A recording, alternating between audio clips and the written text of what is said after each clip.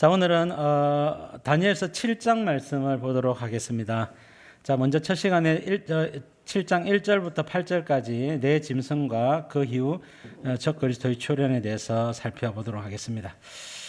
자, 다니엘서가 이제 1장부터 6장까지는 내용이 다니엘과 세 친구들의 내용이어서 너무나 또 재미도 있고 또 역사적인 사실들, 사건들 위주로 해서 기록이 되어져 있는 데다가 그 속에서 하나님의 그 역사, 하나님이 역사하셔서 또 역전 인생을 만들어내는 모습을 통하여 우리가 크게 감동을 받는 부분이죠.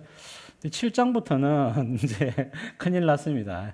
7장부터는 이제 앞으로 일어날 미래에 대한 예언이고 또 이제 이것이 특별히 이스라엘과 또 온 세상에 미칠 큰 시련에 대한 환란에 대한 내용입니다. 그러다 보니까 7장부터 12장까지는 좀 유쾌하지가 않아요. 유쾌하지가 않은 그런 내용입니다. 그럼에도 불구하고 하나님은 이스라엘 백성들이 말씀대로 살면 은혜를 주고 평강을 더하여 주겠지만 말씀대로 살지 않음으로 말미암아 어쩔 수 없이 하나님도 공이시기 때문에 하나님은 징계하실 수밖에 없는 겁니다. 지금까지는 바벨론의 포로로서의 징계를 받았지만 이것이 끝나는 것이 아니라 이제 시작한 겁니다. 이스라엘 백성들이 예수 그리스도가 오게 하는 그런 민족으로서 서려면 하나님 앞에 계속해서 징계받으면서 고쳐지고 만들어지고 세워질 수밖에 없는 것이죠.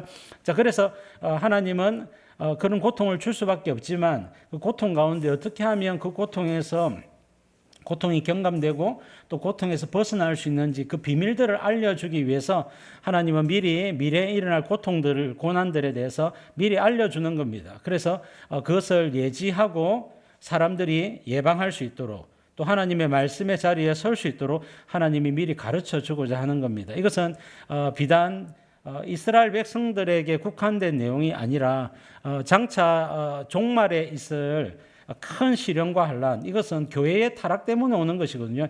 자, 이런 구약 시대는 이스라엘 백성들이 타락했기 때문에 하나님 앞에 범죄하고 교회가 타락했기 때문에 바벨론, 페르시아, 헬라, 로마 이런 나라들에 의해서 식민지 생활을 할 수밖에 없고 고난을 받을 수밖에 없는데 종말에도 마찬가지라는 거예요. 종말 세상의 종말이 되면 교회가 전 지구적으로 타락할 수밖에 없고 그것에 따라서 공의의 하나님께서 그들에게 징계를 안 내릴 수가 없는 겁니다.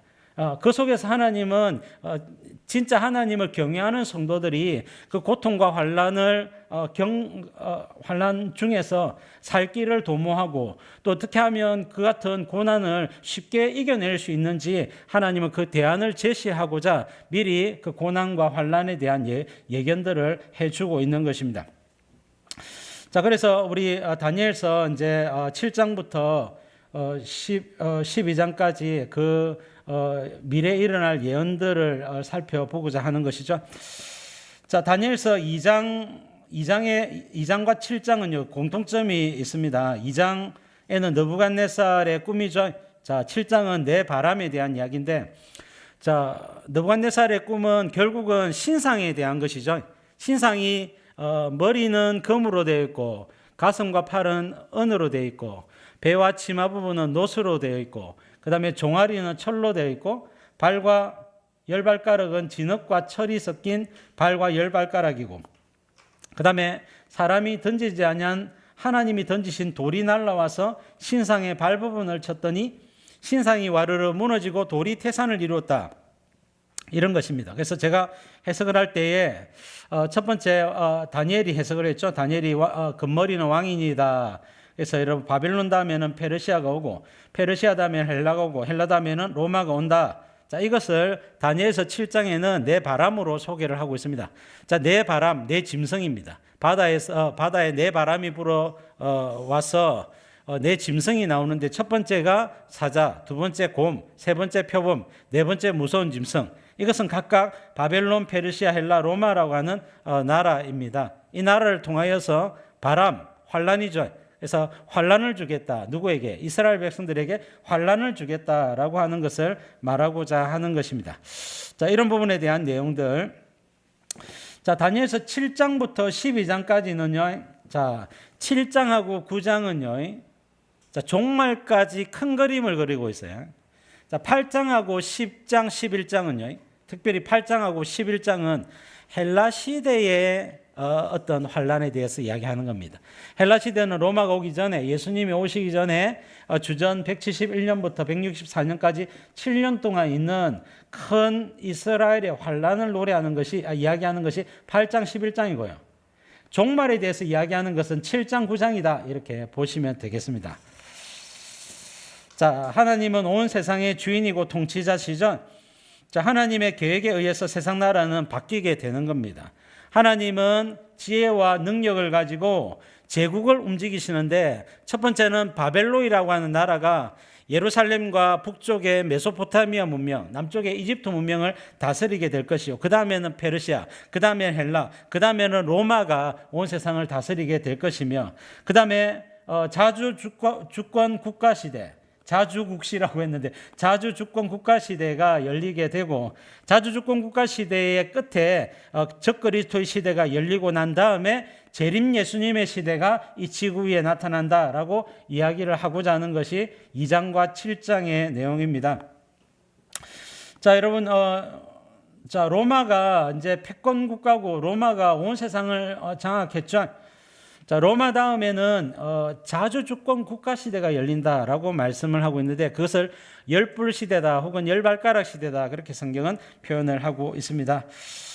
자, 하나님이 이 모든 주권을 움직여 가시고, 미국 다음에는 어떤 나라가 세상을 지배할까, 그것은 뭐 지켜봐야 되겠고, 자, 이대로 종말이 올지는 이제 지켜봐야 되겠습니다.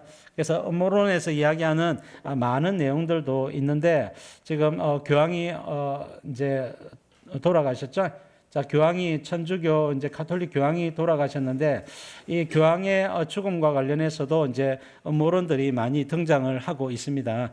그런 부분을 저는 예의주시하고 있고, 과연 그것이 성경과 이렇게 일치가 되고 통일성을 이루고 있는지, 종말이 좀 빨리 올 것인지 아니면 조금 더 우리에게 시간이 더 주어질지, 그것에 대해서 주목해 보고 있는데요. 우리가 마지막 시대가 성큼 다가온 만큼 우리 긴장감을 가지고 마지막 시대를 예의주시해야 되겠습니다. 자, 예수님은 영원한 통치자시죠. 자, 영원한 나라는 재림 예수님의 나라입니다.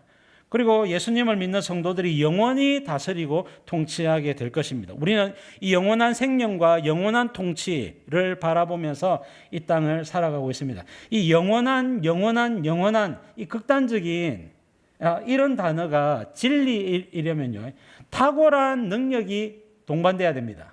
탁월한 능력. 그 탁월한 능력이 바로 부활이라고 하는 겁니다. 그래서 예수님께서 우리에게 주시고자 하시는 이 부활의 영광을 통하여 영원한 통치, 영원한 나라, 영원한 성도들의 다스림을 허락해 하시고자 하시는 겁니다. 그래서 여러분, 이 땅에 미약한 것에 너무 마음 졸이거나 두려워하거나 당황해하지 마시고, 여러분, 이 땅에서 닥쳐오는 수많은 고난과 어려움과 역경들이 있다 할지라도 능히 예수님을 믿는 믿음 가지고 통과하시면 되고요. 우리가 결국은 재림 예수님의 나라, 그 나라 안으로 들어가게 될 것입니다. 주님을 바라보시면서 믿음으로 이겨내면 되겠습니다. 자, 1절부터 말씀을 살펴보겠습니다. 바벨론 벨사살왈 왕년에 다니엘이 그의 침상에서 꿈을 꾸며 머릿속으로 환상을 받고 그 꿈을 기록하며 그 일의 대략을 진술하니라. 자, 벨사살 왕 원년에, 자, 벨사살 왕 원년은 그 아버지 나보니두스의 원년과 똑같습니다. 물론 이것이 이제 역사적으로 의견 충돌이 좀 있지만 벨사살 왕은 섭정왕입니다. 아버지 나보니두스가 마지막 왕입니다. 벨사살은 왕으로 소개를 하고 있지 않습니다. 왕자로서 섭정을 한 거기 때문에 그렇죠. 자, 나보니두스는 느부갓네살 왕의 또 다른 사위입니다.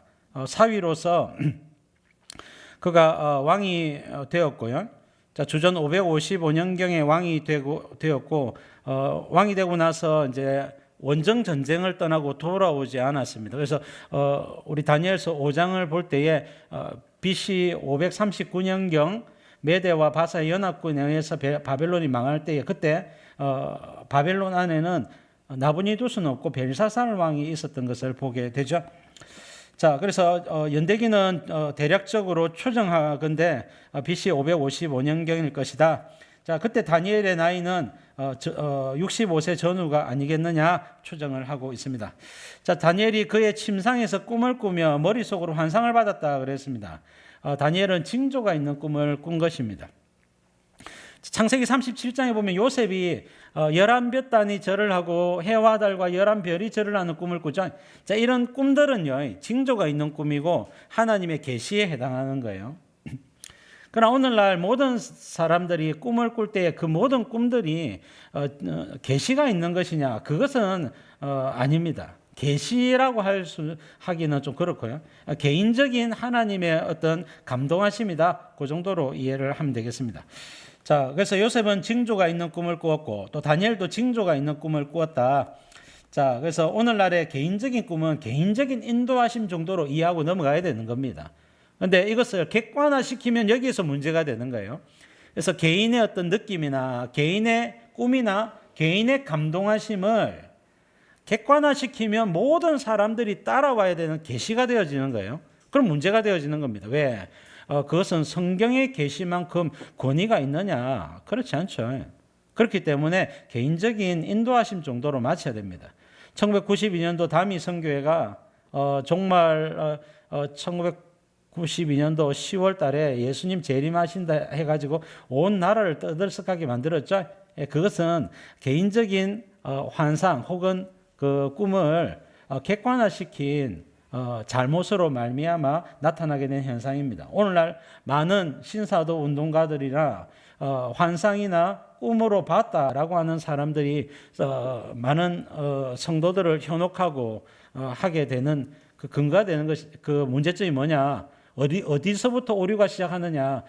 주관적인 꿈이나 환상이나 느낌을 감동을 객관화시키는데 거기서 문제가 생기는 것입니다. 그래서 오직 객관적인 것은 하나님의 말씀, 성경밖에 없다. 그것을 우리는 알아야 되는 것입니다.